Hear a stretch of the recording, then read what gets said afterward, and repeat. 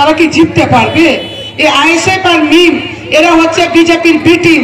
এরা কিছুটা ভোট কাটুয়া, এরা ভোট কেটে বিজেপিকে সহায়তা করবে। এরা হচ্ছে ভোট কাটুয়ার কাজে লাগবে, এছাড়া অন্য কোনো কাজ লাগবে না। পঞ্চায়েত ভোট নয় যে একটা বুথে ভোট দিয়ে দিলাম, মেম্বার বের করে দিলাম। এটা কিন্তু বিধানসভার ভোট, 204টা বুথ মিলিয়ে রেজাল্ট হবে। কি তাই তো? হাত তুলেন। তাই তো? কিছু হবে না, খালি হাতে আবার ঘুরে যাব? কিছু হবে ভোট আগামী দিনে?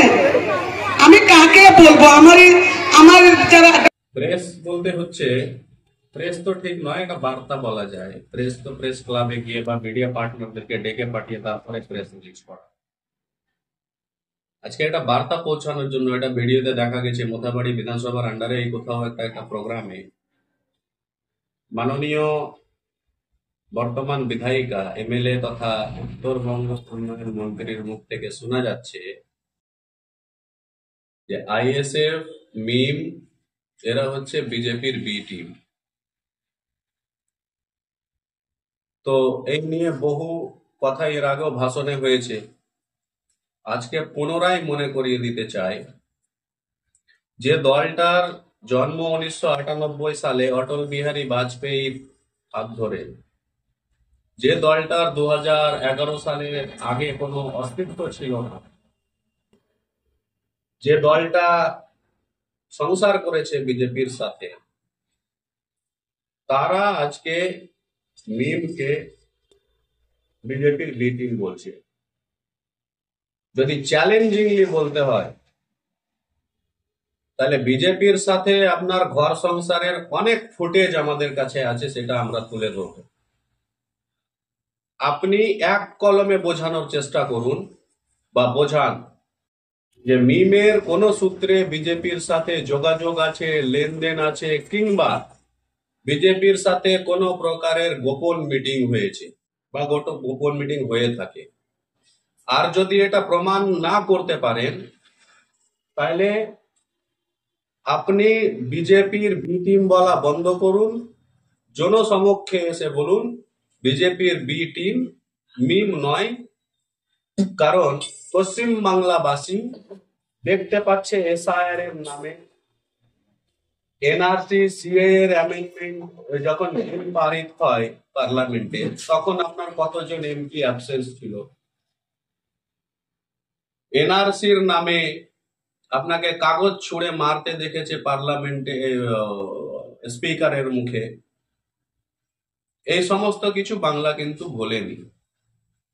আগে নিজেদেরকে চেনার চেষ্টা করুন, আগে নিজেদের অস্তিত্বটাকে বুঝুন, নিজেদের ইতিহাসটাকে দেখুন, তারপরে অন্য কোনো দলকে বলতে আসবেন। আর বিজেপির বি টিম বলার আগে একটা কথা অবশ্যই মাথায় রেখে চলবেন, মোথাবাড়ির জনগণ এবারে কাগজে কলমে হাতে আর ইভিএম এ প্রমাণ করে দিবে বিজেপির বি টিম কারা আছে। আপনাদের একটা অল ইন্ডিয়া ব্যাপী আঁতাত আছে, ইন্ডিয়া জোট।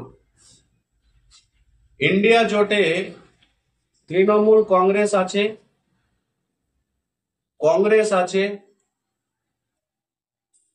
সিপিআইএম আছে। যাই হোক, সিপিআইএম তো এখন কংগ্রেসের বৈশাখী ছাড়া চলতে পারবে না।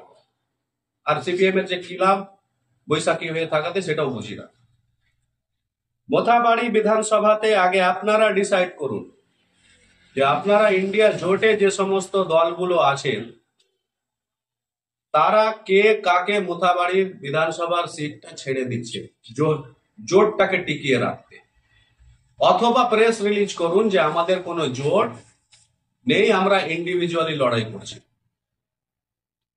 ফালতুকা মানুষের মধ্যে একটা বার্তা নেগেটিভিটি ছড়িয়ে দেওয়ার আগে নিজেদের স্ট্যান্ড গুলোকে আপনারা ক্লিয়ার করুন।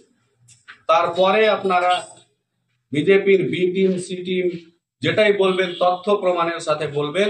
অন্যথায় মোথাবাড়ির জনগণ ঠিক ইভিএম এর মাধ্যমে আপনাদেরকে বুঝিয়ে দেবে কারা বি টিম। জনগণের উদ্দেশ্যে বলবো, আপনারা এদের কথায় বিভ্রান্ত হবেন না।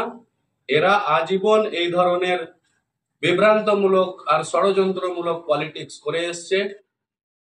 আমাদের নিজস্বতা আছে, আমাদের অস্তিত্ব আছে, আমাদের সাংবিধানিক অধিকার আছে, আমরা লড়াই করার ক্ষমতা রাখি, আমাদের রক্তেও সংগ্রাম আছে। এটা মোথাবাড়ির জনগণ আপনাকে কাগজে কলমে এবং ইভিএম এ বুঝিয়ে দিতে চলেছে আগামী 2026 বিধানসভায়।